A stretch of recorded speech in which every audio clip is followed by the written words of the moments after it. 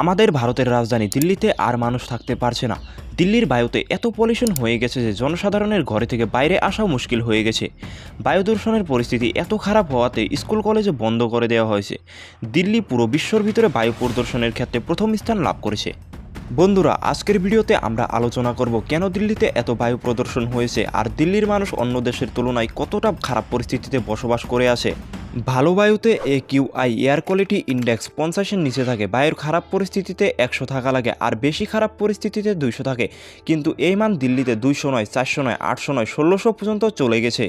কিছু AQI metre আছে যেগুলো 999-এর পরে মান দেখায় না, কারণ যারা এই মিটার বানিয়েছে তারা হয়তো ভাবেও নাই যে এয়ার পলিউশন এত খারাপ হতে পারে।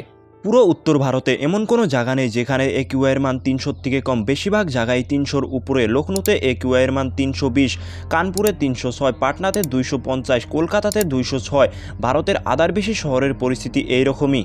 বন্ধুরা, এটা কোনো নতুন কাহিনী নয়। উত্তর ভারতের বেশিরভাগ শহরেই AQI এর মান 300 থাকে, কিন্তু আপনারা কল্পনা করেছেন কি দিল্লিতে এই মান 1500 পার হয়ে গেছে।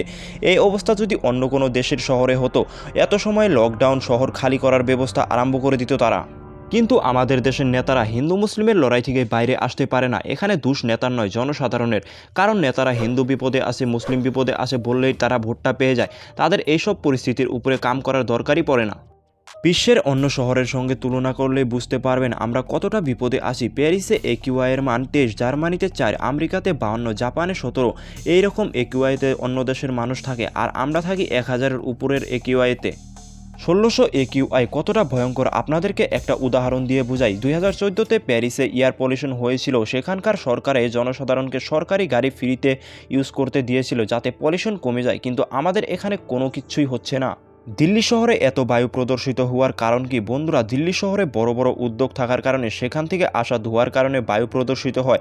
তারপর কনস্ট্রাকশন, সিমেন্ট ফ্যাক্টরির কারণে সেখান থেকে PM2.5, PM10 নামের ছোট ছোট কণিকা বায়ুতে আসে, সেটাও বায়ু প্রদূষিত করে। তারপর আপনি যদি দিল্লি শহরের অবস্থান দেখেন, শহরটা হরিয়ানা, উত্তরপ্রদেশ অ্যান্ড পাঞ্জাবের মাঝখানে পড়ে। ঠান্ডা শুরু হওয়ার লগে লগে হরিয়ানা, উত্তরপ্রদেশ অ্যান্ড পাঞ্জাবে গম খেতি গুছিয়ে ফেলে, আর তারা আবর্জনা আগুন দিয়ে পুড়ে ফেলে, যার কারণে সেখানের প্রদূষিত ধোঁয়া বাতাসের সাহায্যে দিল্লিতে আসে। এর কারণেও পলিউশন হয়। তারপর বৃষ্টির কমই হওয়ার কারণেও এয়ার পলিউশন হয়। তারপর গাড়ির ধোঁয়ার কারণেও এয়ার পলিউশন হয়। 2021 সনের তথ্য অনুযায়ী দিল্লিতে 13.2 মিলিয়ন রেজিস্টার্ড গাড়ি আছে, যেটার কারণে পলিউশন বাড়ে। এরকম বহুত কারণ আছে যার কারণে এয়ার পলিউশন হয়। কিন্তু এয়ার পলিউশনের কারণে সাধারণ মানুষের কি ক্ষতি হয়? দিল্লিতে থাকলে 50টা সিগারেটে যেখানে ক্ষতি করবে একদিনে, সেইখানি ক্ষতি দিল্লির পলিউশনে একদিনেই করে দিবে। দিল্লি শহরের লোকে 10 বছর কম করে বাঁচবে এই এয়ার পলিউশনের কারণে। তারপর ক্যান্সার রোগ, ফেফড়ার প্রবলেম, শ্বাস নিঃশ্বাস নেওয়ার প্রবলেম বেড়ে যায়। তারপর কম বয়সের বাচ্চার মাঝে নানান ধরনের রোগ দেখা দেয়। বন্ধুরা, আপনার মতে সরকারের কোনো পদক্ষেপ গ্রহণ করা উচিত নাকি? কমেন্ট করে আমাদের জানাবেন।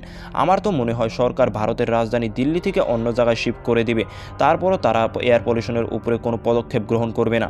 বন্ধুরা, আজকের ভিডিওটা এখানেই সমাপ্ত করতে চাই। তার আগে বন্ধুরা, ভিডিওটা কেমন লাগলো কমেন্ট করে আমাদের জানাবেন।